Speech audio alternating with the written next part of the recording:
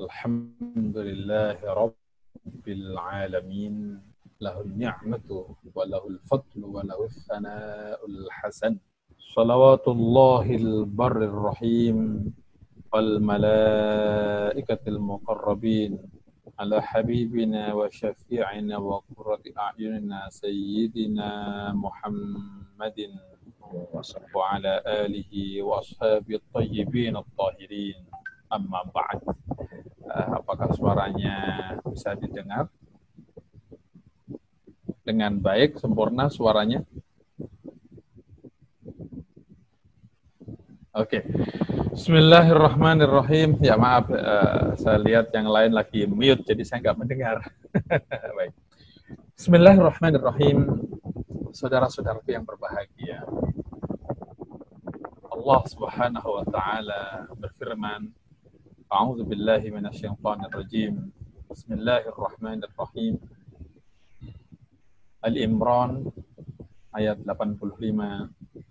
Wa may yabtaghi ghairal islami dinan falan yuqbala min wa huwa fil akhirati minal khasirin.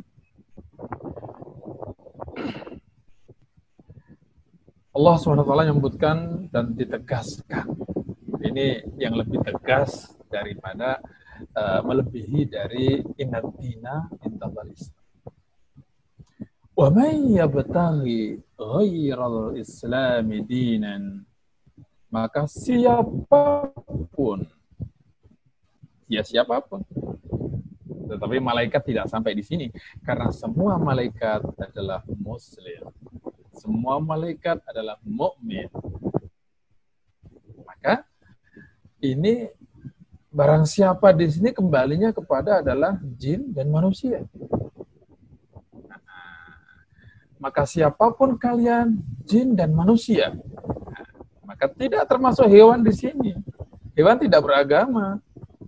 Jadi salah kalau dikatakan anjing itu hewannya orang Kristen. Tidak, nggak masalah. Pohon cemara pohonnya orang Kristen, tidak. Hewan, tumbuh-tumbuhan adalah makhluk Allah yang tidak beragama. Bahkan mereka lah yang disebutkan oleh Allah, yusabbihu lahu ma fis samawati wal ard. Semua yang ada di semesta raya yang Allah ciptakan, bebatuan, tumbuh-tumbuhan, benda cadas, semuanya tanpa terkecuali bertasbih kepada Allah Subhanahu wa Ta'ala. Patuh kepada Allah Subhanahu wa Ta'ala. Yusabbihu lahu ma fis samawati. Dijamin sama Al-Qur'an ini. Nah, maka jin dan manusia ini, maka beruntunglah orang yang diberi anugerah oleh Allah hidayah kepada al-Islam. Bisa jadi hidayahnya dengan ilmunya. Ini luar biasa. Bisa jadi hidayah karena apa? Terlahir dari ayah, ibu yang muslim, mukminah, muslimah. Itu anugerah loh. Karena kita tidak bisa memilih. Ayo, siapa yang bisa memilih? Saya ingin lahir dari ayah saya, ulama. Gak bisa. Saya ingin terlahir dari ayah saya, orang Arab, gak bisa. Semuanya ini hanya menunjukkan bahwasanya kita, nih kita manusia, siapapun kita, Bapak Presiden, Amerika, atau siapapun, mereka tidak memilih hidupnya. Buktinya apa? Tidak tahu, tidak bisa memilih kapan tanggal dilahirkan kita. Bisa jadi yang milih orang tuanya ya, sesar gitu ya. Tetapi diri kita sendiri bahkan tidak pernah memiliki tubuh dan jiwa kita. Ini benar. Maka inna sholati wa nusuki wa mahyaya wa mamati lillahi rabbil alamin. Sungguh hidupku, matiku, sholatku, ibadahku, semuanya atas izin Allah, semuanya milik Allah, dan ujung-ujungnya apa? Inna lillahi wa inna ilaihi raji'un. Kita ini milik Allah. Siapa kita? Ya yang muslim dan yang kafir, yang taat dan yang tidak taat, yang salih dan yang thalih, yang berinfak ataupun yang menahan tidak mau berinfak, semuanya kita milik Allah Subhanahu wa taala. Dan wa inna ilaihi, dan kita ilaihi. Nah, ini tidak boleh disalahpahami. Kita dari Allah, berarti kita adalah bagian dari Tuhan. Ini salah. Ini bisa berujung pada wahdatul wujud, manunggalin, kalau mesti salah. Kita milik Allah, kita diciptakan oleh Allah. Tidak ada satupun dari kita tumbuh sendiri. Apapun di semesta ini semuanya adalah karya Maha Dahsyat Allah Subhanahu wa taala. Kita milik Allah, kita diciptakan oleh Allah, wa ilaihi, dan kepada tempat, bukan kepada Allah ya, kepada tempat yang telah Allah tentukan kita akan dikembalikan. Itu maknanya. Kita milik Allah, diciptakan oleh Allah, mau muslim, mau mukmin, mau kafir, mau soleh, mau yang beribadah, mau yang ingkar pada ibadah, diciptakan oleh Allah. Dan di tempat pula yang nantinya akan dikehendaki oleh Allah, kita akan dikembalikan.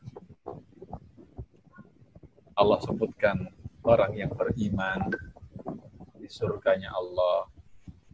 Tetapi innalladzina kafaru min ahlil kitabi wal musyrikina ulaika ashabun nar hum fiha khalidun. Nah, mereka orang-orang yang innalladzina kafaru, orang-orang yang kafir. Yang kafir siapa saja? Apakah mereka berasal dari ahli kitab atau bukan? Fi nari jahannam. Ini kita sudah hafal loh. Ini surat Al-Bayyinah. Juz amma itu. Saya pernah ditanya oleh seseorang yang saya tidak tahu apakah dia mengaji atau tidak. Itu kan dikatakan innalladzina kafaru min ahli kitabi wal musyrikina fi nari jahannam khalidina fiha ulaika hum syarrul bariyah. Ustaz, itu orang kafir kan khalidina, selamanya di neraka, kata dia. Itu kan tidak selamanya. Selamanya kan abada. Waduh, ini memang tidak belajar. Hanya belajar diterjemah doang. Kemudian sok ngerti bahasa Arab khalidina, kan nggak ada abadanya. Kacau banget. Jadi kembali ke ayat pertama tadi, wa may yabtaghi ghairal islami dinan falay yuqbal min. Orang-orang yang memeluk agama selain agama Islam, apapun agamanya selain agama Islam, falay yuqbal min, tidak akan diterima. Dan dia di akhirat nanti adalah golongan orang-orang yang merugi. Sedangkan ayat berikutnya, innad-dina 'indallahil Islam wa makhtalafal ladzina utul kitaba illa min ba'di ma ja'ahumul 'ilmu baghyan bainahum wa man yakfur bi ayatillahi fa innallaha sari'ul hisab. Sungguhnya agama bagi Allah dan Islam. Rasulullah dalam hal ini menyebutkan al-anbiya'u ikhwatan la'allat. Para nabi-nabi itu, kita yang wajib tahu kan 25 nabi dan rasul. Selebihnya kita tidak tahu jumlahnya para nabi itu semuanya. Yang wajib kita ketahui 25. Rasul menyebutkan al-anbiya'u ikhwatan la'allat. Para nabi dan rasul adalah saudara-saudara Satu ayah, beda ibu. Maksudnya apa? Semua agama yang dibawa oleh semua para nabi dan rasul adalah satu agama yang mengakui Allah sebagai Tuhannya, dan nabi yang bersangkutan adalah nabi dan rasul. Artinya apa? Nabiullah Adam adalah muslim, mukmin, adami. Boleh sebut gitu. Nabiullah Idris, muslim, mukmin, idrisi. Boleh sebut gitu. Musa, muslim, mukmin, musawi. Isa, muslim, mukmin, Aisawi. Semuanya seperti itu. Karena semuanya dari mereka ajarannya meyakini hanya satu Tuhan. Tetapi syariat-syariat yang dibawa berbeda. Karena syariat adalah perbedaan situasi zaman membutuhkan syariat yang berbeda. Sampai terakhirnya syariat yang dibawa oleh baginda Rasulullah Sallallahu Alaihi Wasallam, dan itulah yang terakhir. Dulu zaman Nabiullah Adam, ibunda manusia Sayyidah Hawa itu ketika melahirkan langsung dua. Dan kembarnya itu adalah bukan kembar sama, tetapi kembar yang XY gitu ya. Keluar lahir dua, laki-laki perempuan. Lahir lagi dua, laki-laki perempuan. Dua, lahir laki-laki perempuan. Dan setiap yang dilahirkan adalah boleh menikah saudara kandungnya, asalkan bukan yang keluarnya bebarengan. Jadi tidak ada istilah jodoh dari lahir, nggak ada. Dari zaman Nabi Adam begitu, zaman Nabi Idris, Nuh, bahkan zaman sampai Nabi kita Rasulullah Sayyidina Muhammad, tidak ada jodoh dari lahir. Ini ada budaya yang kemudian entah ini budaya daerah mana, kalau anak yang lahir kembar, laki-laki perempuan, ini katanya jodohnya. Nanti dipisahkan, kalau besar dipertemukan, itu jodohnya. Tidak benar. Hada laisa min syariatil Islam. Ini bukan syariat agama kita. Yang lahir bebarengan maupun berbeda, itu tidak boleh dijodohkan. Bahkan sampai Rasul pertama, kita meyakini Rasul pertama adalah Nabi Adam. Sebagian aliran lain tidak menganggap Rasul pertama Nabi Adam loh. Dalam pahaman mereka, Rasul pertama adalah Nabi Nuh. Nah, kalau Nabi Adam itu tidak Rasul, apa mereka tidak beribadah? Beribadah kan ada syariatnya. Syariatnya yang membawa siapa? Nah, itu kan Rasul. Nah, jadi yang lebih kuat adalah Nabi Adam adalah Rasul dan Nabi. Iya, meskipun golongan-golongan yang seperti itu menyebutkan Nabi Adam tidak pernah dikatakan mendapatkan wahyu, kata mereka dalam Al-Quran. Yang adanya wa'allama Adam al-asma. Nabi Adam diajari oleh Tuhan. Begitu kata mereka. Coba perhatikan Nabi Rasul yang lain, kata mereka, inna auhayna ila Nuh wan nabiyyina min ba'dih. Itu dasarnya. Inna auhayna, inna sesungguhnya kami telah memberikan wahyu. Auhayna ilaika kepada engkau Muhammad.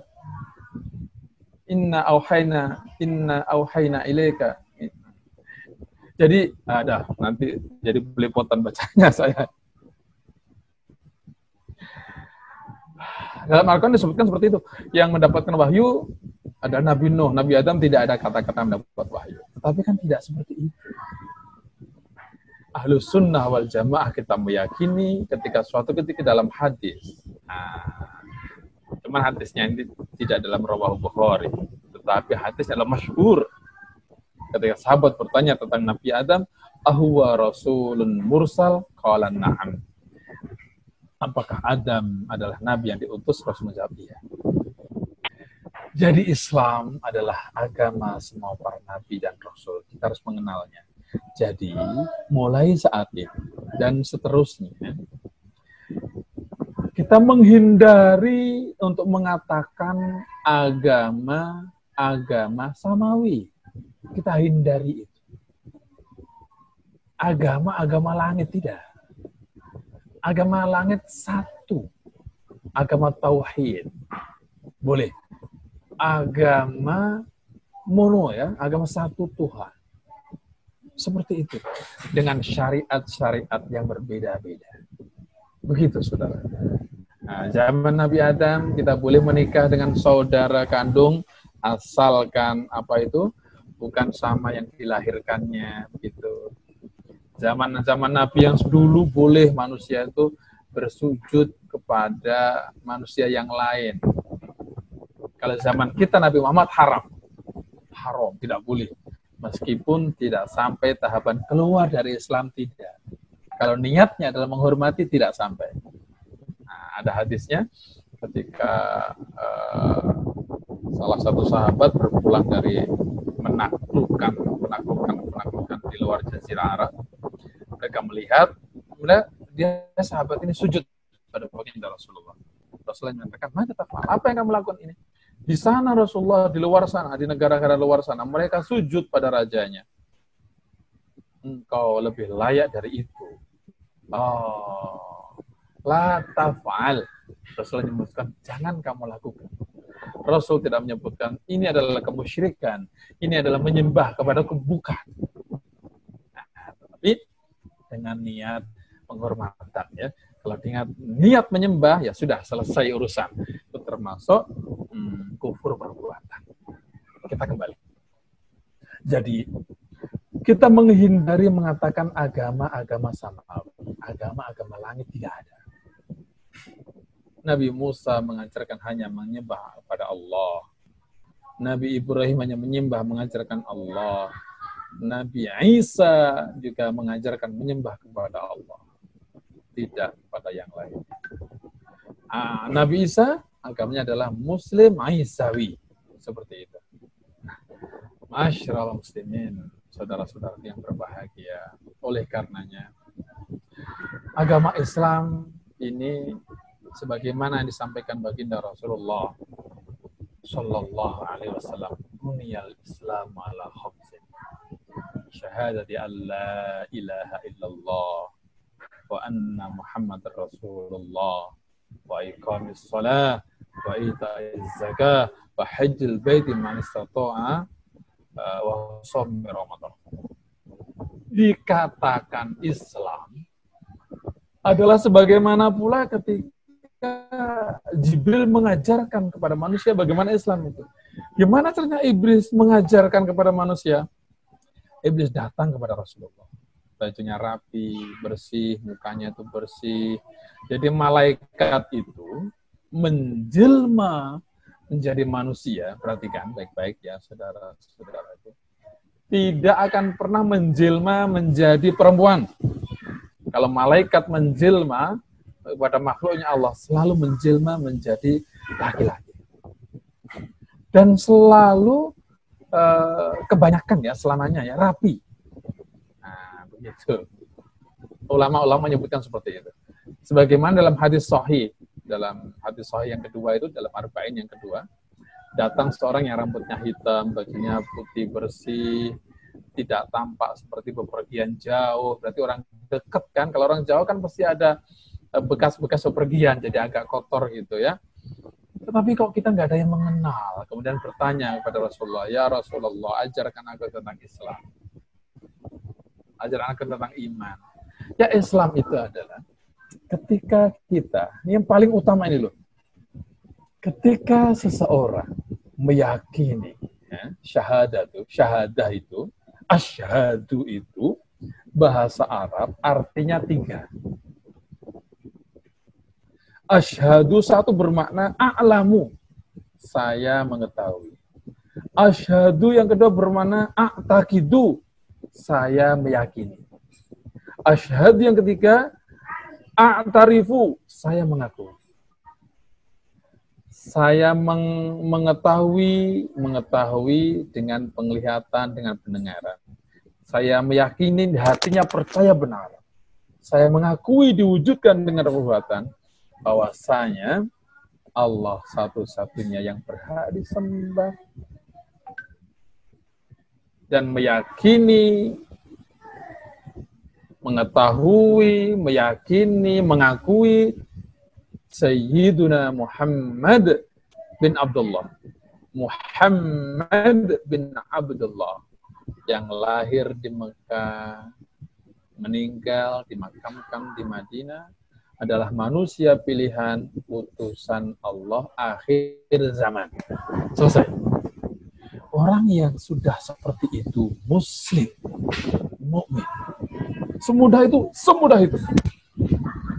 Orang kafir, orang yang tidak beriman, ketika menyatakan dalam mulutnya, di bibirnya, asyhadu an la ilaha illallah wa asyhadu anna Muhammadar Rasulullah, jadi muslim. Jadi muslim saat itu juga. Maka dosa-dosanya, apakah dia sudah berumur 20 tahun, 30 tahun, 40 tahun, 50 atau maka remove, terhormat semuanya. Seperti baru lahir, memulai amal baru. Makanya iman ini kemarin kita sebutkan, afdalul a'mali imanun billahi wa rasulih. Amal yang paling utama dan yang utama mendasari amal-amal yang lain adalah pengakuan tentang Allah sebagai Tuhan dan baginda Rasulullah sebagai Rasul.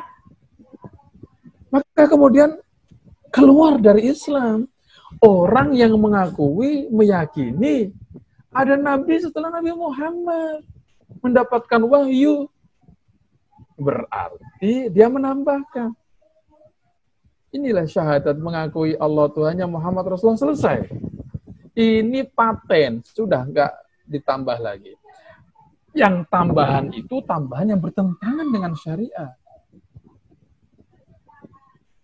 Ada Nabi Mirza Ghulam Ahmad gitu misalnya. Atau Nabi siapa yang kemarin tuh Masadik, siapa yang banyak terjadi. Seperti itu ada pengikutnya, ada. Akan selalu ada pengikutnya. Subhanallah. Allah pilihkan kita berkumpul dengan orang-orang yang soleh. Betapa bahagianya kita mengakui Allah Tuhan dan Muhammad, Sayyidina Muhammad sebagai Rasulnya. Celaka kita kalau masih mengakui ada Nabi yang lain, tambahan dari Nabi Muhammad. Ya itu. Bahkan dalam hadis yang lebih frontal lagi.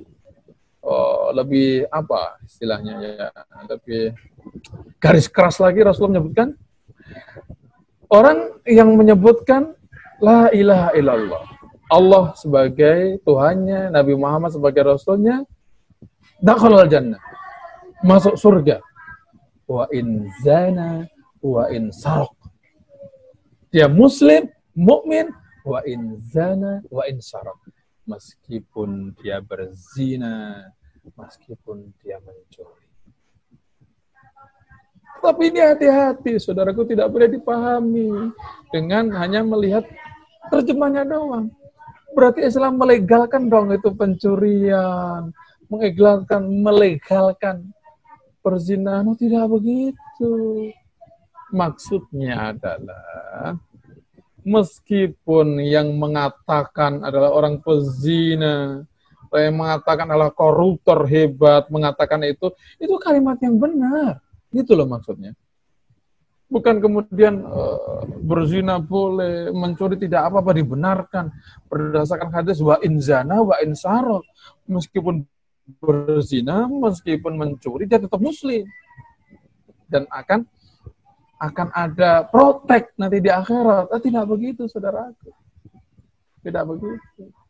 Artinya, siapapun yang mengatakan ini, siapapun, apapun status kehidupannya, apakah dia orang hina, orang papa, apa dia orang mulia, ketika yang diucapkan itu, maka dia benar menjadi muslim. Beberapa kisah dalam sahabat yang dalam peperangan itu, ada orang kafir yang sudah memotong tangannya orang muslim, mencederai kakinya, bahkan sudah beberapa membunuh. Giliran dia kena mau dibunuh, dihunus pedang oleh salah satu sahabat, ada berbeda nama dalam menyebutkannya. Ada Sayyidina Ali pernah, ada yang lain ya, yang lain. Tetapi ini masyhur semuanya. Tetap dibunuh. Karena dia sahabat mengatakan muta'awwidzan. Dan berita ini sampai kepada baginda Rasulullah sallallahu alaihi wasallam. Apakah engkau telah membunuhnya setelah engkau dengar dia membaca syahadat? Iya benar Rasulullah, tetapi dia hanya untuk melindungi dirinya. Hanya bertopeng Rasulullah agar kita tidak membunuhnya. Begitu ya? Oh ya, begitu ya? Begitu. Apakah kau membuka hatinya? Rasulullah mengatakan seperti itu. Tidak, wahai Rasulullah. Sahabat ini tidak berhenti begitu. Disebutkan dalam riwayat dalam hadis, ya masih mendebat Rasulullah. Istilah kita mendebat ya.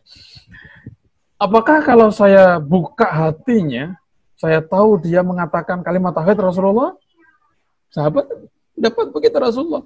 Rasulullah biasa tuh didebat sama sahabat biasa. Enggak marah. Maka Rasulullah menjawab, ya walaupun kamu buka, kamu nggak akan tahu nanti. Tetapi kan aneh kamu itu. Aneh ente itu. Kamu tidak percaya mulutnya, dan kamu tidak pula mempercayai, tidak tahu apa hatinya. Kamu nggak punya pilihan apapun. Padahal kita harus punya pilihan. Yang kita ambil adalah perkataan zahirnya. Apa yang dia ucapkan, ya kita percaya. Soal hatinya bukan urusan kita. Itu urusan Allah. Allahu a'lam. Maka sahabat yang membunuh tadi dikenakan denda. Dikafarat oleh baginda Rasulullah membunuh orang muslim dengan tidak sengaja. Itu. Jadi sesungguhnya Islam ini ramah sekali. Begitu pula ketika Rasul dia harus sebut tanya. Dulu ketika kalian, wahai sahabat-sahabatku, ketika kalian bersaksi Allah sebagai Tuhan kalian dan aku sebagai Rasul, aku nggak pernah bertanya, aku tidak pernah meragukan kalian. Jadi aku terima saja. Ini. Nah, jadi agama Islam sesungguhnya sangat rahmah sekali, mudah sekali. Makanya baginda Rasulullah sallallahu alaihi wasallam menyebutkan hadis sahih rawahu Muslim. Al-muslimu man salimal muslimuna min lisanihi wa yadihi. Orang muslim yang muslim sesungguhnya sebenarnya adalah manakala orang itu kehadirannya, eksistensinya, kedatangannya adalah tidak menjadikan orang-orang lain merasa tidak nyaman atas kehadirannya. Salimal muslimuna min lisanihi wa yadihi. Merasa nyaman dari ucapannya maupun pola tingkahnya. Inilah muslim yang sebenarnya disebutkan baginda Rasulullah sallallahu alaihi wasallam. Dan hadis yang juga lebih masyhur sekali, semua yang menghafalkan tahu, Rasulullah menyebutkan innama bu'ithtu liutammima makarimal akhlaq. Sesungguhnya aku diutus yang puncaknya adalah menjaga, mengajarkan, menularkan kepada umat manusia akhlak yang sempurna, termasuk inti tertinggi daripada Islam adalah menjaga akhlak kepada Allah, akhlak kepada Rasulnya, akhlak kepada tetangganya, akhlak kepada anak istrinya. Dan jalan utama sifat para nabi dan rasul adalah sabar. Ini. Tidak ada satupun nabi yang tidak pernah disakiti, dilukai, atau bahkan mendapatkan cobaan. Ya. Kenapa cobaan? Karena kita muslim mukmin. Dari sini kita bisa mengambil kesimpulan, tidak mudah-mudah menjas. Tidak mudah memvonis sesuatu keburukan yang menimpa orang lain selama dia masih hidup ya. Bukan ketika sudah mati. Sudah mati selesai. Selama masih hidup, mudah-mudah kita menyatakan itu azab baginya. Tidak bisa seperti itu. Kena azab dia. Tidak ada. Asalkan itu muslim, mukmin, orang yang soleh. Apapun yang terjadi, kita menghindari mengklaim itu dapat azab. Oh, tsunami itu azab. Oh, gempa di mana itu azab. Nggak bisa. Kita buka, tengok sejarah-sejarah. Bahkan ulama menyebutkan al-anbiya'u aktsarun nasi bala'an summal amsal fal amsal. Para nabi dan rasul adalah manusia yang paling banyak diuji cobaannya. Cobaan ya, bisa jadi azab kalau bahasa orang lain. Banyak cobaannya. Lalu orang-orang yang menduduki posisi mereka, yang beramar ma'ruf nahi munkar. Ada nabi yang meninggalnya di gergaji, subhanallah. Nabi Zakaria, masyhur ini. Parah kalau nggak tahu cerita ini. Nabi Zakaria ini meninggal ketika disembunyikan di dalam pohon. Pohon mengatakan, ya Zakaria udkhul. Wahai Nabi Zakaria, masuklah di sini, aku lindungi Anda dari kejaran tentara-tentara yang sedang memburunya. Nah, masuklah aman. Tetapi iblis mengatakan pada tentara itu, dia bersembunyi dalam pohon itu. Tentara mah nggak percaya. Kalau you nggak percaya, ambillah pisau. Tebang pohon itu, maka pohon itu akan berdarah. Benar. Jangan dipisau pakai gergaji. Subhanallah, Nabi Zakaria ketika gergaji menentunya berteriak, malaikat datang Jibril yang mendatangi para nabi dan rasul.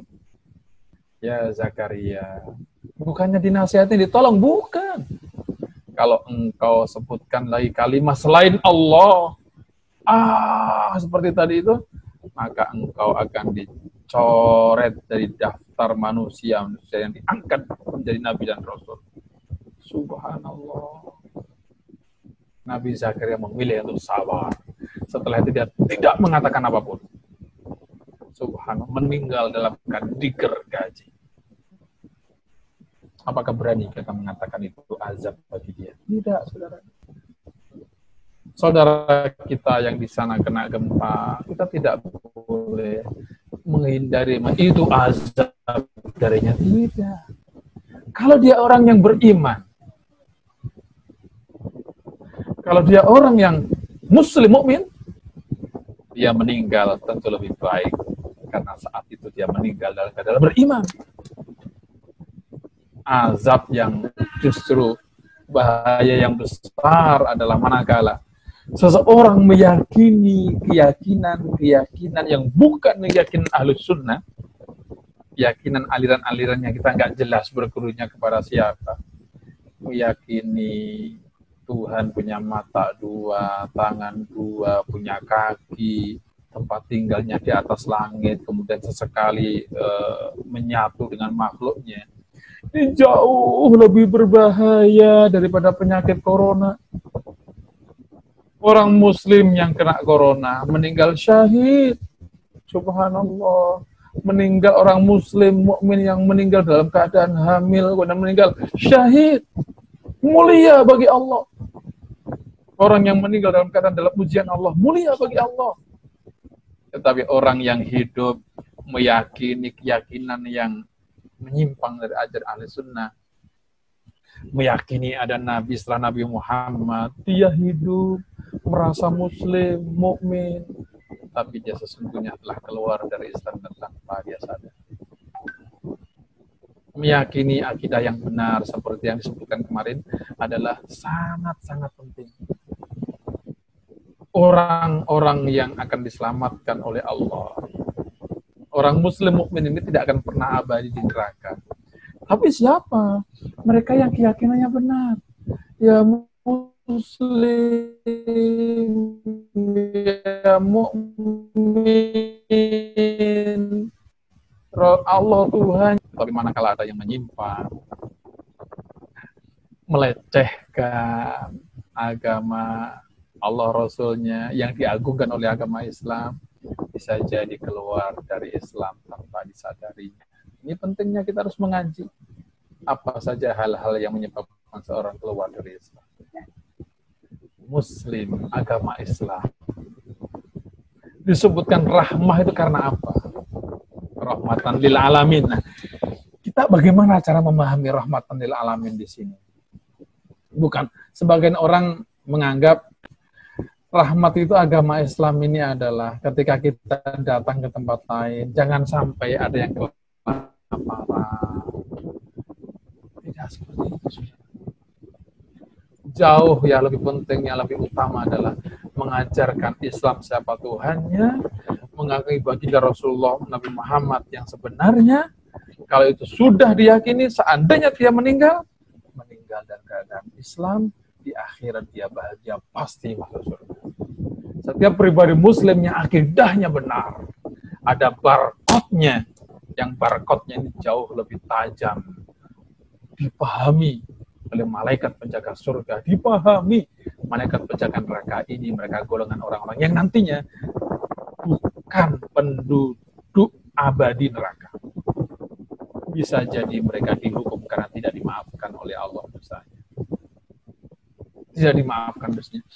Kalau dimaafkan, orang muslim mukmin seberapa pun dosanya, seandainya kalau dimaafkan oleh Allah, bisa jadi langsung menuju surga. Cuman barangkali berangkatnya ada yang kendaraannya cepat, ada yang lari kecepatan 100 kilo ibaratnya ya, ada yang 50 kilo, tapi kan larinya di atas neraka, itu panasnya luar biasa.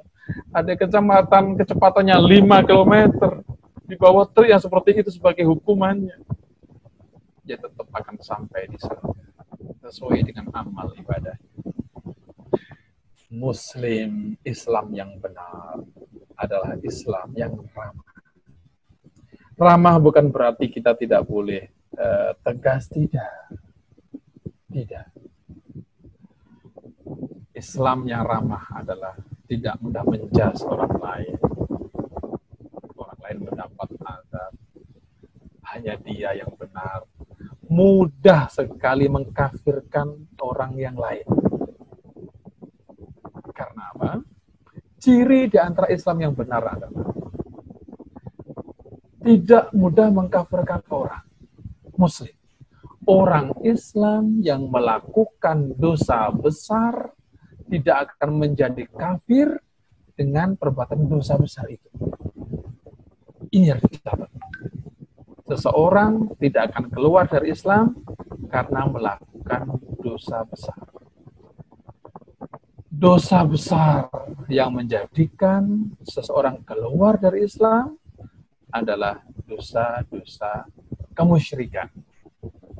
Dosa-dosa kemurtatan. Dan kemurtatan ini adalah karena 3 hal.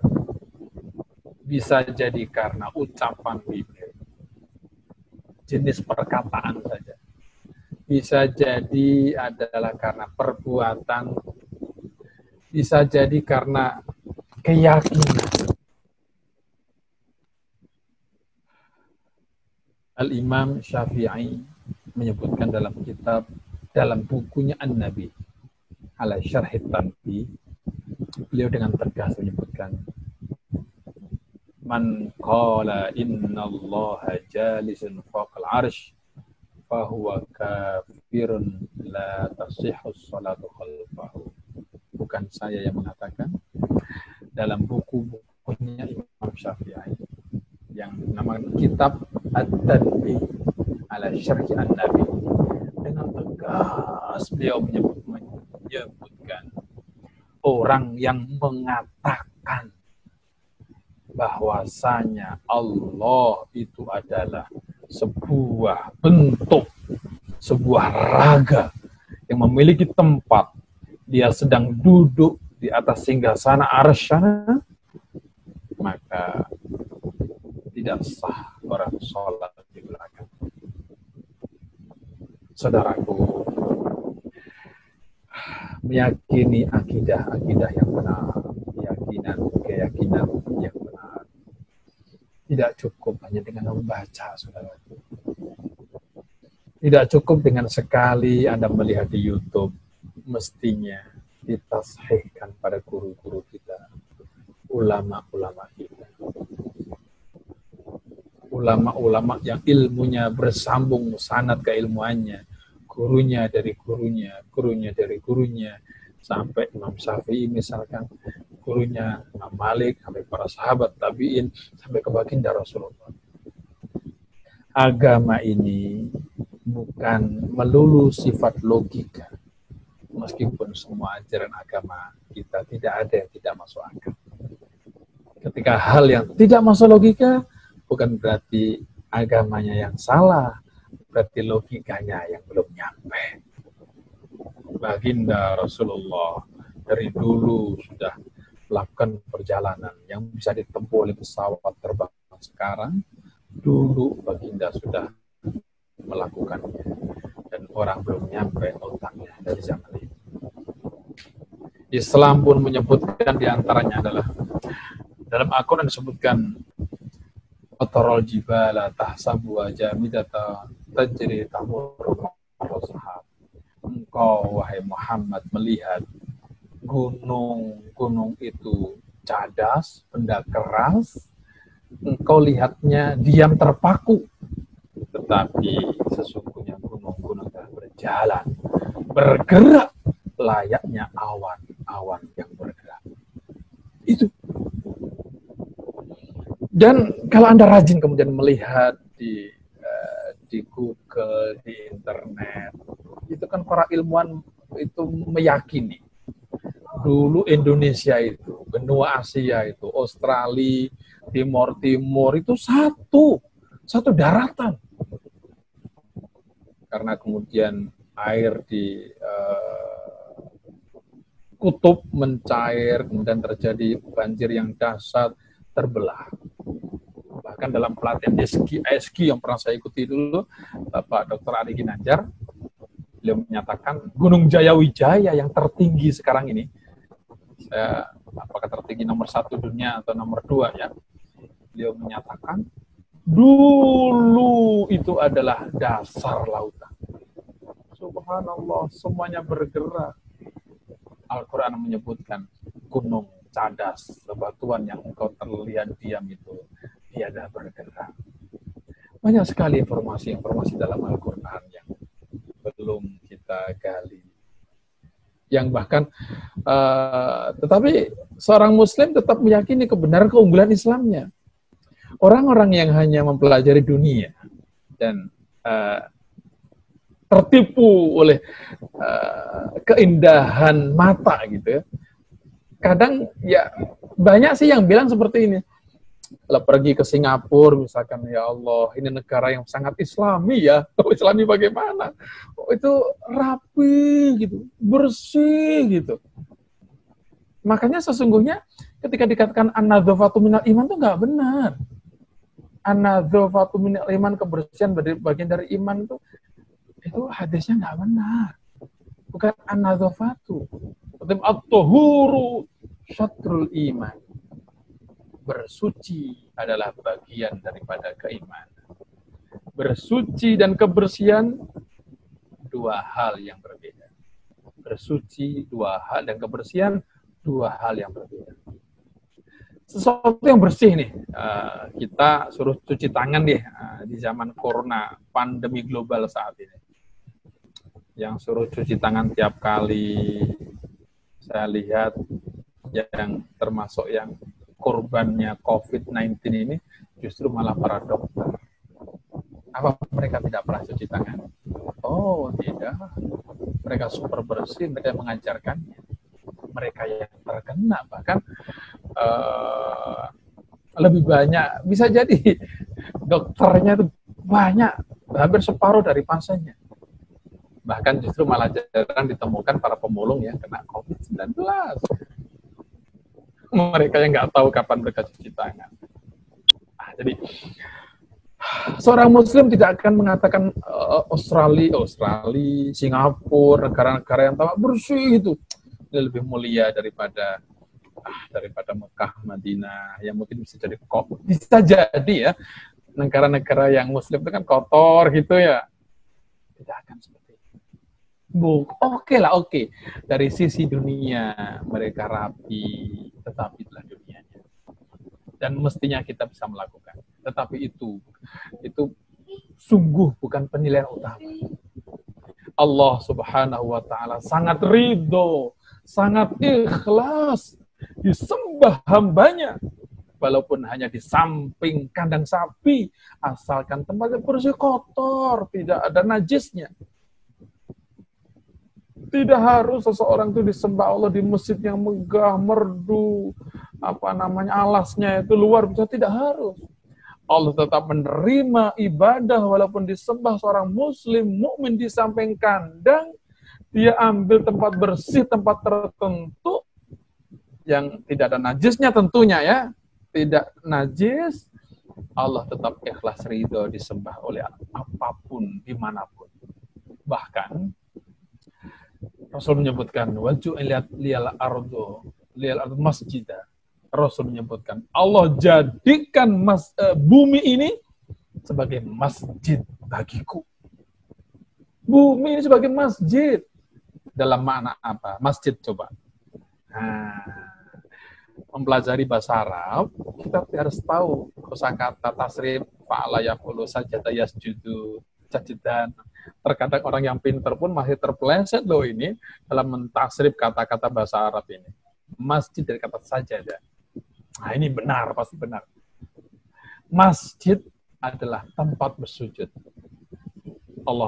Baginda Rasulullah sebutkan, Allah jadikan semua hamparan bumi sebagai masjid, tentu kecuali toilet, kecuali hammam, kecuali tempat-tempat di mana di situ tempat orang buang air, buang hajat.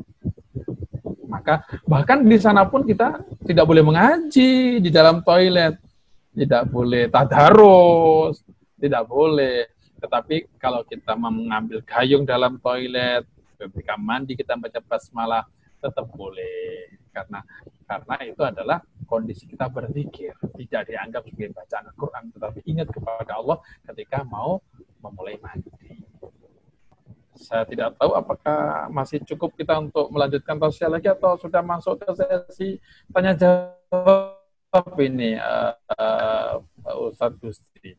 Kalau masih lanjut, saya lanjutkan. Sebetulnya udah cukup Ustadz, bisa dilanjut nanti 30 menit ke depan sesi diskusi atau tanya jawab. Cuman kalau ada poin-poin yang penting ingin dibahas, tafadhol mungkin 5 menit lagi boleh Ustadz. Oke, nanti kasih tanda ya kalau disuruh berhenti kasih tanda. Jadi aku kasih tanda. Iya. Kasih tanda begini atau gimana gitu ya, kasih tanda pasien gitu ya. Oke. Berikutnya yang tidak kalah penting adalah Allah berfirman dalam A'udzubillahi minasyaitonirrajim. Bismillahirrahmanirrahim. Innal ladzina kafaru wa matu wa hum kuffar fala yuqbala min ahadin milul ardi dhaba walau iftada. Sesungguhnya ini terakhir. Orang-orang yang kafir ya, dan kemudian mati dalam keadaan kekufurannya. Nah ini tidak boleh salah. Orang yang tidak beriman dan kemudian meninggal dunia dalam keadaan masih membawa kekufurannya, kafaru wa matu wa hum kufar, fala yuqbala min ahadihim mil'ul ardi dzhabau wa law ifsadat. Maka di akhirat nanti orang kafir yang mati hidupnya kafir, meninggal pun dalam keadaan tidak beriman, tetap dalam kekufurannya, ketika dicabut nyawanya, maka di akhirat tidak akan diterima seandainya dia menebus agar dikeluarkan dari api neraka yang emas sebesar gunung atau bahkan emas sebesar dunia. Subhanallah, Allah jadikan kita muslim, mukmin. Kita yakini ini. Ketika kita sudah belajar dari guru-guru kita, ini sudah benar. Apapun yang disampaikan orang di luaran sana, ya sudah biarkan saja. Guru kita sudah dari gurunya. Kita sudah meyakini Nabi Muhammad Rasul terakhir, sudah sholat 5 waktu, sudah yakini itu. Mau Anda sholat 5 waktu berzikir dengan keras ataupun dengan yang pelan, yakini Anda sudah benar. Asalkan Anda tidak meyakini, Anda tidak keluar dari Islam, tidak melecehkan Al-Quran, membuang Al-Quran dengan perbuatan ya, menduduki Al-Quran, dengan perkataan-perkataan yang membatalkan keimanan, Anda adalah muslim, Anda adalah mukmin. Kita tidak pernah memiliki emas sebesar gunung, bahkan sebesar kepala kita tidak punya, sebesar genggaman tangan kita tidak punya. Tetapi kita punya nikmat karunia Allah yang jauh lebih dahsyat dari emas yang sebesar yang ada di jari kita, yang dikalungkan di lehernya. Ada itu orang-orang yang di tangannya itu emas, yang gini-gini emas semuanya itu. Tapi kalau agama yang tidak muslim, kita masih besar nikmat Islam, nikmat yang tertinggi. Kita tidak punya, sekali lagi, emas sebesar kepala kita, apalagi dunia. Tetapi selama wakafa bil Islami nikmat, cukuplah nikmat Islam yang kita punya. Kita muslim, berkumpul dengan orang Islam, terlahir dari ayah ibu Islam, ataupun kalau tidak ayah ibu Islam, kita berkumpul dengan orang Islam, sebagian lagi diberi anugerah orang menjadi mu'alaf, itu sudah cukup melebihi dari segala apapun permata di dunia ini. Mari kita perteguh agama Islam kita, jangan sampai terkelupas, jangan sampai ragu-ragu, apalagi dengan ajaran-ajaran yang kelihatannya benar soal Islam, tapi justru malah membuat kita ragu-ragu. Apa yang dilakukan oleh kedua orang tua kita ini sudah benar, cuman barangkali mereka tidak menemukan dalilnya, gitu saja. Silahkan kalau ada yang barangkali kita diskusikan, kita perdalam, monggo, semoga bermanfaat, bermaslahat. Baik Ustadz, barakallahu fikum. Sudah ada beberapa pertanyaan yang masuk, Ustadz. Langsung aja Ustadz ya. Alhamdulillah. Yang pertama adalah mana tadi? Ya. Ini dia langsung borong pertanyaannya, Ustadz. Ya. Saya mau bertanya, kira-kira yang pertama, kira-kira bagaimana mengatasi jika kita sudah terlanjur jauh dari Allah? Yang kedua, bagaimana cara meraih cinta Allah? Dan yang ketiga, waktu zikir dan membaca Al-Quran yang baik itu di waktu kapan, Ustaz? Itu aja, Ustaz. Tafadhol. Oke. Jadi pernyataan tentang Allah jauh, Allah dekat, itu tidak boleh dianggap kita memiliki jarak, tidak. Ketika Allah sebutkan dalam Al-Quran Karim, inna rahmatallahi qaribum minal muhsinin. Orang-orang yang berderma. Nah ini. Orang-orang yang berderma suka berbagi. Allah tidak menyebutkan berbagi itu mesti materi loh ya. Berbagi tidak mesti materi. Berbagi solusi, berbagi ilmu. Ketika ada orang yang kemudian ada masalah, kita bisa membantu menyelesaikan masalahnya. Berbagi tips kesuksesan, berbagi cara menyelesaikan skripsi, tesis, berbagi temannya barangkali belum punya jodoh, kita pertemukan jodohnya, Allah dekat dengan orang-orang yang mau berbagi. Ini tidak ada hubungannya dengan perasaan. Tidak. Umar bin Khattab, sahabat yang dijamin oleh Allah, dijamin oleh Rasulullah memberitahu, al-mubasysyari bil jannah. Golongan manusia yang dapat berita gembira masuk surga. Ini ada aliran yang lain yang malah mengecamnya. Syiah mengecam Abu Bakar, Umar, Utsman. Mereka orang yang masuk neraka. Subhanallah, karena apa? Merebut kekuasaan dari Ali bin Abi Thalib. Itu Syiah. Kita tidak bahas Syiahnya. Tetapi ini kan mereka menantang sama baginda Rasulullah. Rasulullah menyebutkan Abu Bakar, Umar, Utsman, Ali. Bagian orang-orang yang dapat berita gembira masuk surga. Khusus untuk Umar bin Khattab pernah. Nanti kau, wahai Umar, bila ada rombongan dari kafilah tertentu, carilah ada orang yang bernama Uwais Al-Qarni. Uwais Al-Qarni ini bukan sahabat. Jauh dari sahabat. Tabi'in dia. Maaf. Uwais Al-Qarni ini tidak dikatakan sahabat karena tidak bertemu dengan Rasulullah. Tetapi dia muslim karena Islam sudah tersebar di kawasannya dan dia ingin bertemu pada Rasulullah. Dia tidak pernah bisa karena Uwais Al-Qarni ini seorang anak yang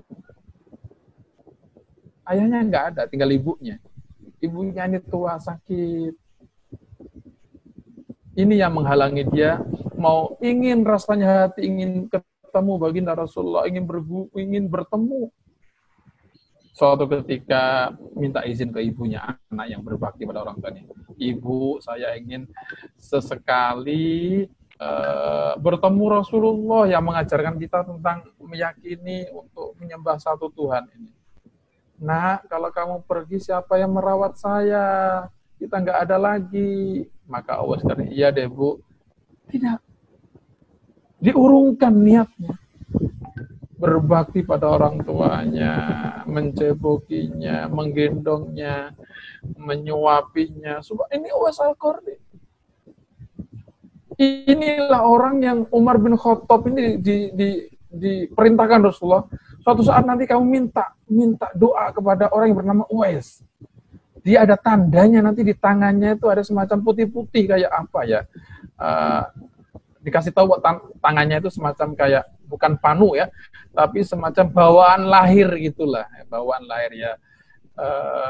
Apa kalau anak sekarang itu tato lahir lah ya, bukan tato. Ada tanda lahirnya di tangannya. Ini suatu ketika ya ibunya juga kasihan. Nah, suatu ketika diizinkan dia, Uwais Al-Qarni, ya nak, ini mumpung ada rombongan dari kampung kita untuk menuju ke baginda Rasulullah ke Madinah, kamu ikut. Nanti setelah itu kamu segera pulang ya, nggak usah nunggu rombongan itu pulang. Senangnya ini bersyukur, sujud syukur. Terima kasih matur suwun ibunya. Terima kasih. Berangkatlah.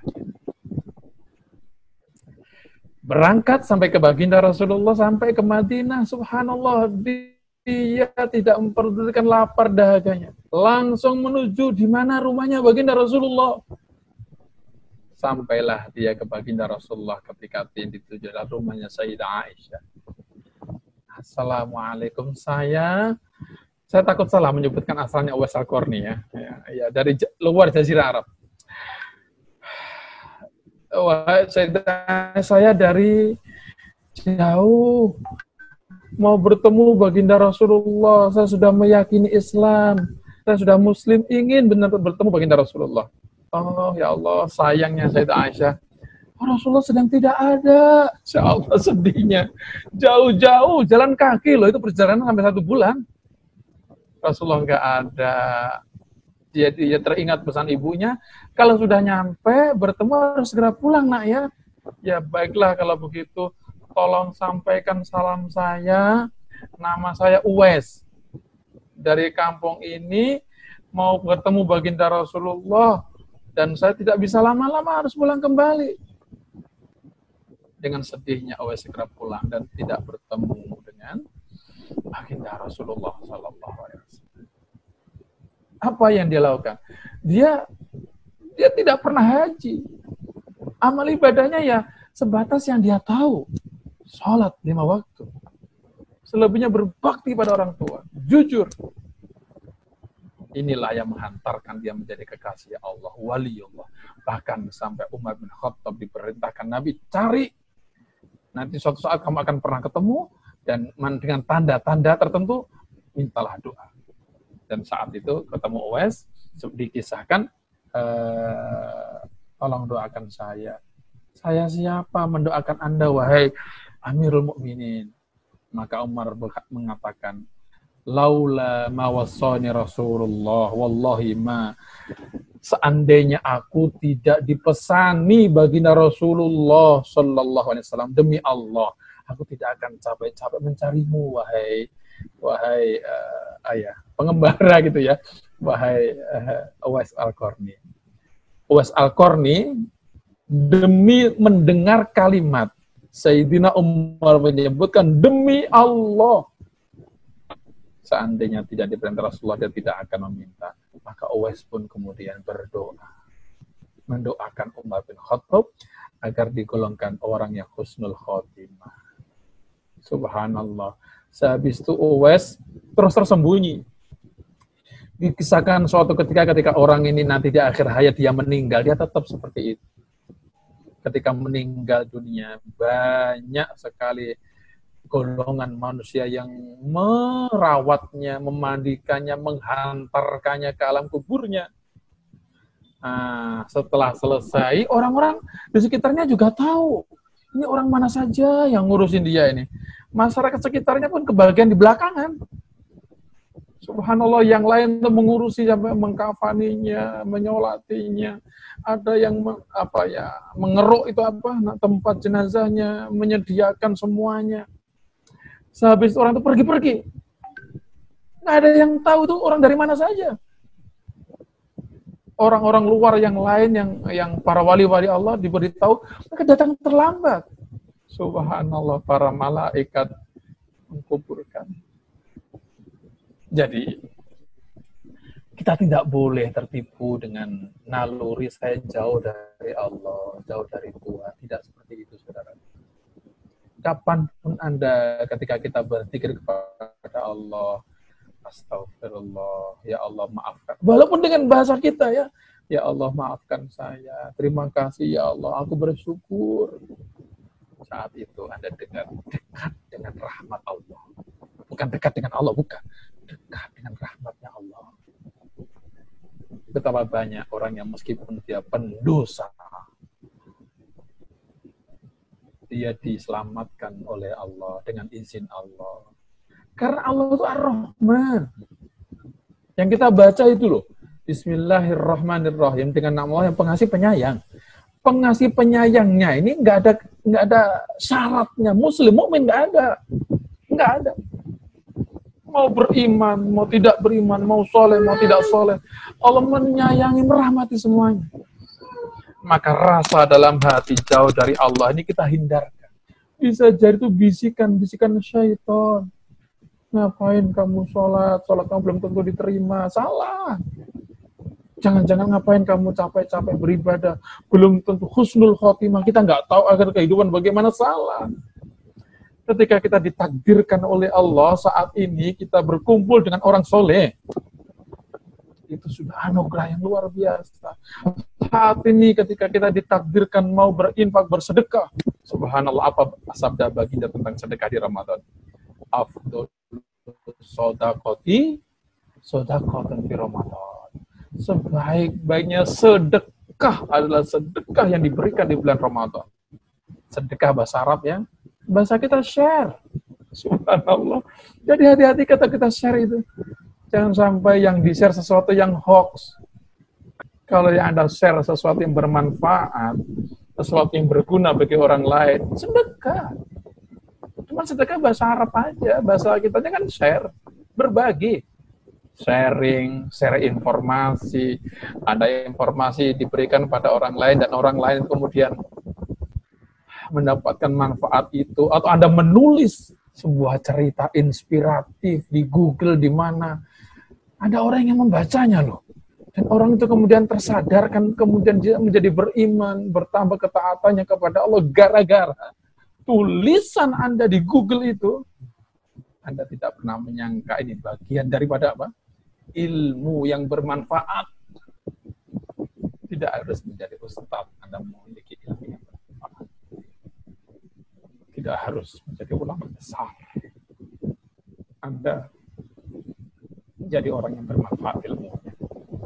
Jadi intinya kita menghindarkan hati dari merasa jauh dari Allah. Allah beri kita bisa melihat hari ini. Punya istri. Punya anak. Itu anugerah kasih sayang Allah. Syukur. Ketika Anda mensyukuri saat pula Anda dekat dengan kasih sayang Allah. Jadi, membaca Al-Quran yang paling baik. Semua waktu baik. Tapi yang disebutkan dalam Al-Quran, wabil ashari hum yastaghfirun. Di waktu-waktu sahur, mereka orang-orang yang luar biasa itu beristighfar. Beristighfar bisa dengan sholat, bisa dengan iktikaf, bisa dengan membaca Al-Quran, saudara. Membaca Al-Quran di tengah malam jauh lebih besar pahalanya. Apalagi itu malam Ramadan. Kurang lebih itu ya, rombongan pertanyaannya tadi ya. Kalau masih ada yang lewat boleh dibacakan ya. Mohon maaf. Baik, Ustaz. Lanjut pertanyaan berikutnya. Ini mungkin ada yang mau bertanya secara langsung, Ustaz. Ada yang raise kepada Teh Hana Puji. Mungkin tafadhol diperkenankan jika ingin bertanya. Tafadhol.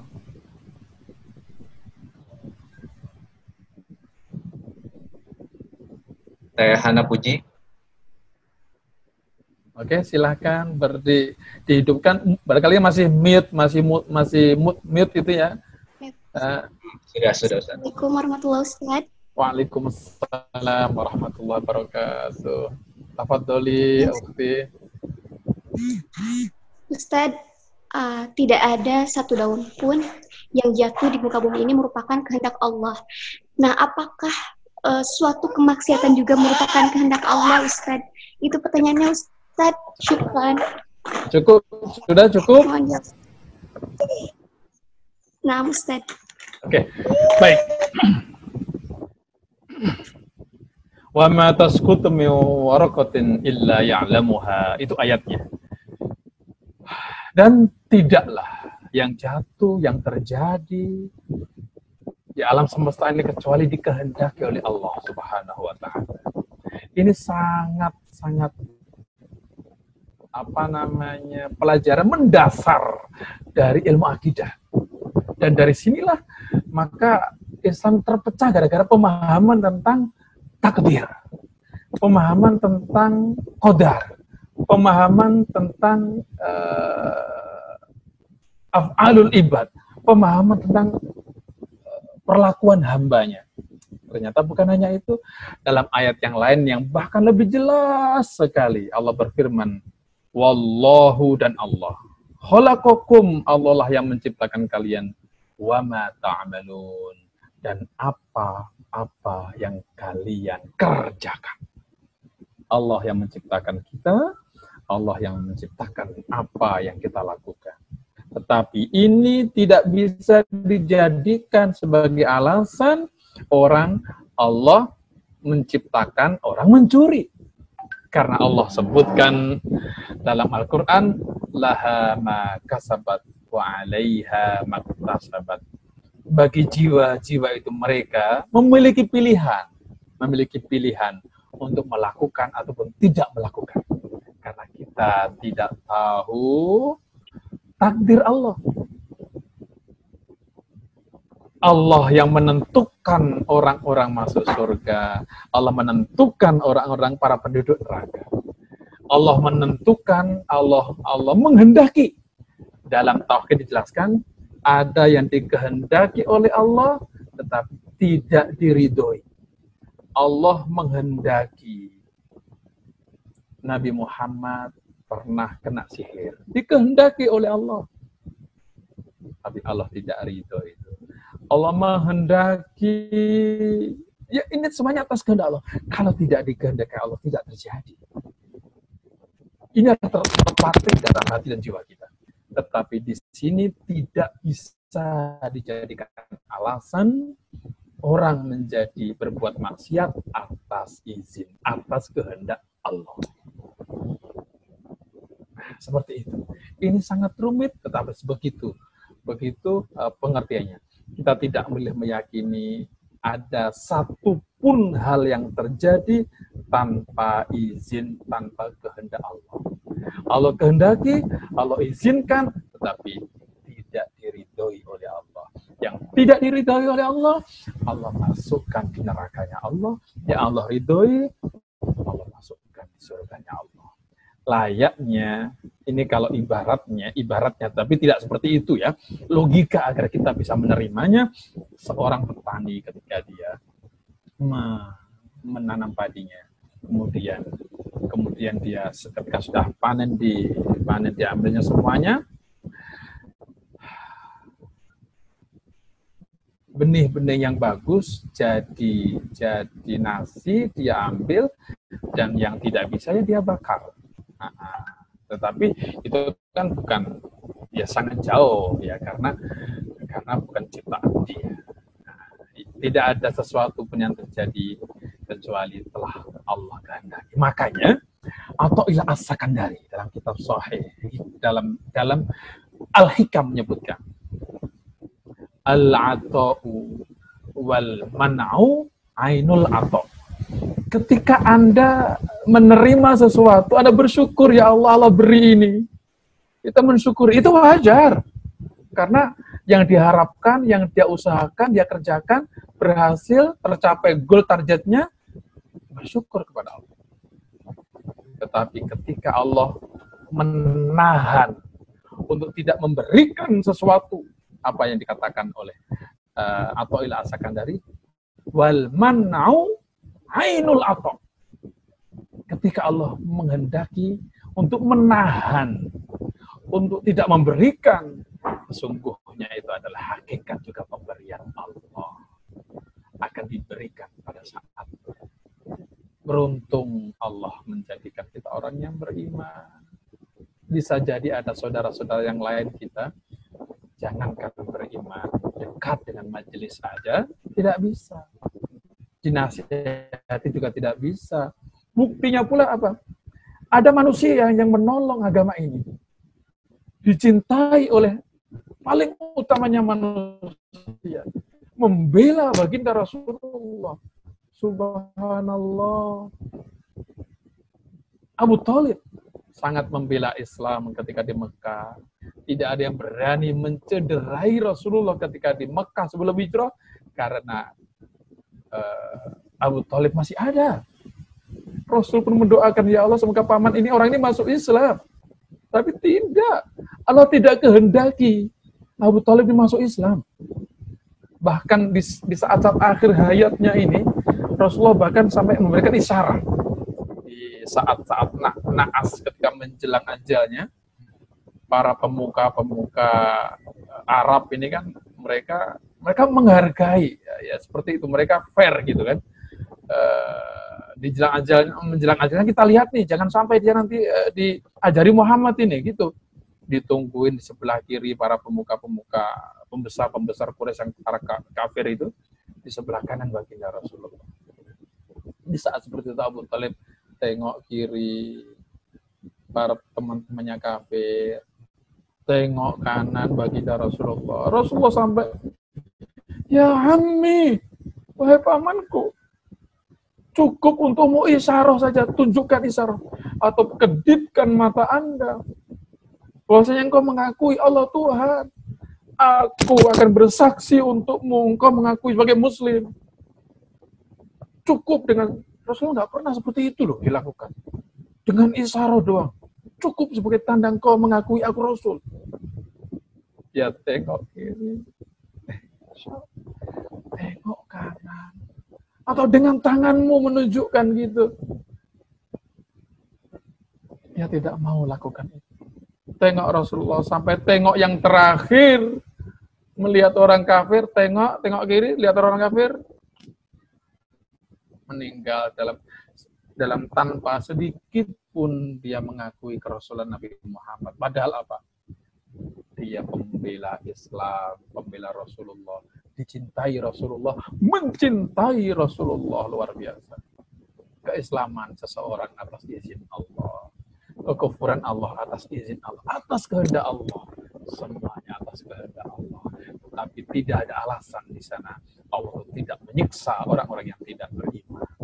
Allah pun menyebutkan untuk dirinya sendiri, la yus'alu amma yaf'al wa hum yus'alun. La yus'alu, dia Tuhan tidak ditanya atas apa yang dia lakukan, tetapi la yus'al walakin la yus'al amma yaf'al wa hum yus'alun. Tetapi mereka semua selain Allah itu pun tidak malaikat ya, jin dan manusia akan ditanya atas apa yang dia lakukan. Kurang lebih begitu. Semoga bermanfaat. Semoga ada poin yang bisa diambil. Barangkali ada yang lain ditanyakan atau bertanya lagi boleh. Ustaz, durasi kita kan tinggal 3 menit lagi Ustadz ya. Mungkin ini ada satu pertanyaan yang masuk, cuman mungkin dijawab singkat aja kali Ustadz ya. Oke. Ada beberapa sebetulnya pertanyaan yang masuk Ustadz, cuman saya coba ambil satu aja, nanti mungkin pembahasan yang di berikutnya ini akan kita kaji, karena ini pertanyaan boleh ditanyakan besok nggak apa-apa. Maka sebaiknya besok ikut lagi ya sahabat-sahabat yang berbahagia. Ya, pertanyaannya adalah, Assalamualaikum, disebutkan bahwa selain Allah adalah makhluk. Nah, pertanyaannya itu, apakah Al-Quran itu makhluk? Imam Ahmad bin Hanbal dipenjara karena tidak setuju dengan Khalifah Mu'tazilah yang berpendapat bahwa Al-Quran adalah makhluk. Baik, itu saja Ustadz. Tafadhol. Oke. Ya. Oke. Bagus sekali pertanyaannya. Jadi Al-Imam Ahmad bin Hanbal itu panjang ceritanya. Dan itu bisa Imam Ahmad bin Hanbal dia harus pada posisi bemper saat itu. Dia bisa mengatakan itu, tetapi dia tidak mau. Kalau saya nanti mengucapkan itu, maka bagaimana? Bagaimana orang yang tidak punya pendirian? Orang yang tidak kalah dari Imam Ahmad bin Hanbal. Tetapi memang termasuk muridnya, Imam Bukhari. Kitab Sahih Bukhari, Imam Bukhari itu termasuk salah satu muridnya Imam Ahmad bin Hanbal. Tahu kan kita ya, Imam Bukhari itu ketika zaman Imam Syafi'i belum ada. Imam Bukhari pernah berguru pada Imam Ahmad bin Hanbal. Mengatakan apa dalam Sahih Bukhari? Amma qauluna wa tilawatuna bil Qur'anil Karim. Amal masahib. Nah, adapun Al-Qur'an yang ada di hadapan kita. Adapun tulisan bismillah, bacaan kita tulis ba, sin, min, alif, lam, ro, itu semua adalah perbuatan hamba. Adapun Al-Quran yang ada di hadapan kita adalah makhluk. Buktinya apa? Dibakar rusak. Makanya Al-Quran itu memiliki 2 pengertian. Khusus Al-Quran memiliki 2 pengertian. Lahu itlaqan. Kalau satu dikatakan sebagai kalamullah ad-dzati. Al-Quran bukti, yang pertama ya, dipahami baik. Bukti bahwa Allah Subhanahu wa Ta'ala memiliki sifat kalam. Dan yang kedua, adapun yang di hadapan kita, yang kita baca, kita tulis, itu kan amal perbuatan kita, perlakuan hamba. Yang kita lakukan, manusia pergi percetakan, menulis, membuat file, membuat master. Ini makhluk. Ini bukan sifat Allah yang hakiki. Makanya sebagian orang mengatakan, untungnya Al-Quran ini kita nggak batal, nggak apa-apa. Di sinilah paham dari mazhab yang menyebutkan Al-Quran ini nggak batal, nggak masalah ya karena itu. Karena ini adalah sebagai lambang, sebagai simbol dari kalamullah. Kalamullah sekali lagi memiliki dua pengertian. Satu, Al-Quran kalamullah. Dikatakan kalamullah karena apa? Karena bukan karya, bukan ciptaan, bukan karyanya Jibril yang mengarang disampaikan ke Nabi Muhammad, bukan. Maka dia tetap disebut kalamullah yang merupakan simbolnya. Karena manusia tidak akan pernah sampai pada hakikat kalamullah, maka Allah izinkan bagaimana caranya itu. Dimensi manusia nggak bisa. Allah dengan keadilannya memberikan ini loh. Sebagaimana kita menyembah Allah, orang-orang kafir mengatakan, apa sih bedanya Muslim dengan orang Kristen? Kristen menyembah salib, orang Islam menyembah batu kotak yang di sana Mekah. Beda. Allah perintahkan adanya kiblat itu sebagai arah untuk menyembah Allah. Bukan kita menyembah cadas batu itu. Al-Quran memiliki dua pengertian. Satu pengertian, dia memang benar kalamullah karena bukan karya malaikat Jibril, bukan karya Nabi Muhammad. Allah jadikan itu agar bisa dipahami oleh manusia. Tetapi apa yang kita baca? Yang kita baca perbuatan kita. Ada yang berbuat dengan penerbitannya itu, yang kemudian disebutkan dengan Al-Quran, itu adalah makhluk. Imam Bukhari menyebutkan, amma qawluna wa tilawatul makhlukun. Ini bukanlah makhluk seperti yang dipahami oleh orang. Jadi memiliki dua pengertian tadi. Al-Quran sebagai makhluk adalah bacaan kita, adalah sesuatu yang bisa rusak, bisa binasa itu, yaitu makhluk. Adapun kalamullah yang azali itu adalah sifat Allah dan itu bukan makhluk. Semoga bisa dimengerti. Nah, begitu. Atau masih cukup waktunya? Sudah Ustaz, karena kita 5 menit lagi akan masuk waktu asar. Mungkin kita sudahi sesi kita hari ini Ustaz. Insya Allah kita besok lanjut kembali. Terima kasih banyak pada guru kita Ustadz Dimyati Fanani atas pemaparannya tentang materi hari ini, yaitu mengenal Islam yang sesungguhnya, dan teman-teman yang telah berkenan meluangkan waktunya untuk hadir secara virtual. Sedikit penutup, insya Allah besok akan kita lanjut dengan tema yang tentunya nggak kalah menarik, apalagi ini tema yang mungkin menjadi perdebatan saat ini Ustadz ya, yaitu insya Allah besok materinya adalah tentang akidah, salaf dan ahlus sunnah wal jamaah. Nah ini ada beberapa orang yang bilang yang benar itu adalah mengikuti pemahaman salafus soleh dan lain sebagainya. Nah ada juga yang berpendapat ahlus sunnah wal jamaah adalah yang benar dan lain sebagainya. Nah itulah mungkin bisa kita luruskan untuk pembahasan ini di besok hari di waktu jam yang sama ya, 13 sampai asar insya Allah. Mungkin itu aja teman-teman yang dapat saya sampaikan. Semoga teman-teman sehat selalu dan besok bisa kembali lagi ke pertemuan kita di siang hari ini. Baik, barakallahu fikum untuk semuanya. Jazakumullah khairan katsiran. Saya akhiri dengan istighfar 3 kali. Astagfirullahaladzim, astagfirullahaladzim, astagfirullahaladzim. Dan kita lanjutkan dengan doa kafaratul majlis. Subhanakallahumma wa bihamdika. Asyhadu an la ilaha illa anta. Astagfiruka wa atubu ilaik. Assalamualaikum warahmatullahi wabarakatuh. Waalaikumsalam warahmatullahi wabarakatuh. Assalamualaikum semuanya. Waalaikumsalam warahmatullahi wabarakatuh.